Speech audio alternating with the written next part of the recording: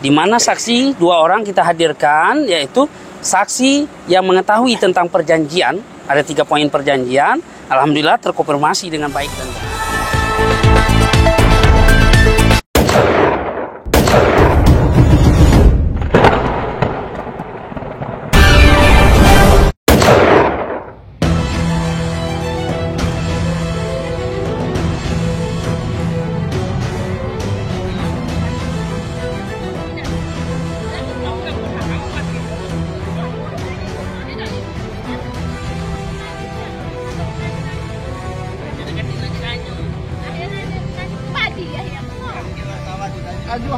Seperti apa perkembangan untuk kasus gugatan Ibu Ramsidawati?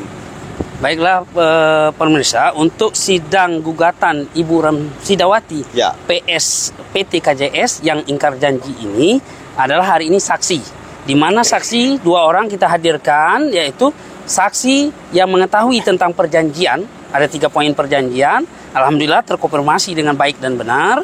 Kemudian saksi tentang adanya larangan dari pihak perusahaan terhadap pengutipan uang parkir yang sudah disepakati.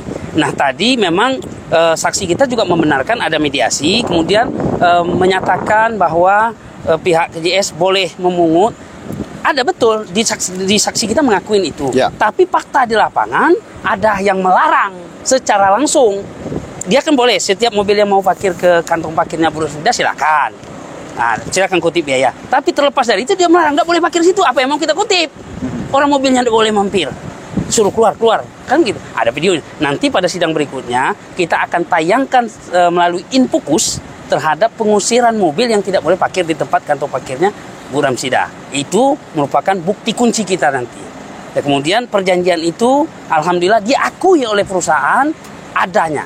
Oke, baik. Bisa diceritakan ke publik, Bang, janji apa yang diingkari oleh yang diduga diingkari oleh pihak perusahaan KJS ini? Janji palsu kali ya. Janji palsu. Dirincikan lebih detail. Ya, oke. Dalam perjanjian itu dinyatakan apabila Ibu Ramsidah ini, ketika Ibu Ramsidah mau menjual lahan stockpile 2 hektar, maka Ibu Ramsidah akan mendapat kompenisasi atau reward, ya, bahasa perusahaan reward ya, atau hadiah untuk Ibu Ramsidah. Pengolahan lahan parkir diserahkan kepada Ibu Ramsidah, di mana perusahaan membantu. Jadi lahannya itu punya Bu Ramsidah, tidak dibeli oleh perusahaan, tapi penggusurannya perusahaan membantu, pengerasan perusahaan membantu. Nanti setiap mobil yang parkir dikenakan 25.000, silakan diambil oleh Bu Ramsidah, kan gitu. Yang kedua, apabila ada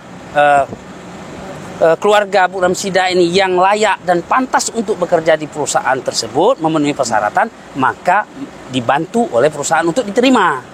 Nah, itu dipenuhi, ada 1 orang. Oke. Nah, yang ketiga, untuk uang lahan parkir tadi dipungut biaya, itu yang ketiga, itu betul sudah berjalan hanya 1 minggu.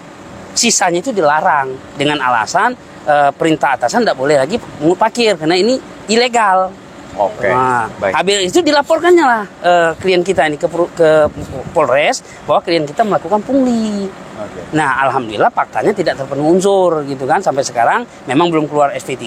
Kenapa belum keluar SP3? Karena belum ditetapkan tersangka. Kalau SP3 itu setelah ditetapkan tersangka baru dikeluarkan SP3. Lah orang ini dalam proses lidik apa yang pakai SP? Ketika tidak terpanggil berarti tidak terpenuhi unsur gitu. Oke. Nah, yang ketiga ya, tadi baru 2 ya. Yang ketiga lahan untuk workshop, untuk pakai, untuk kantor, untuk apa itu harus membeli lahan dari Bu Ramsidah lagi.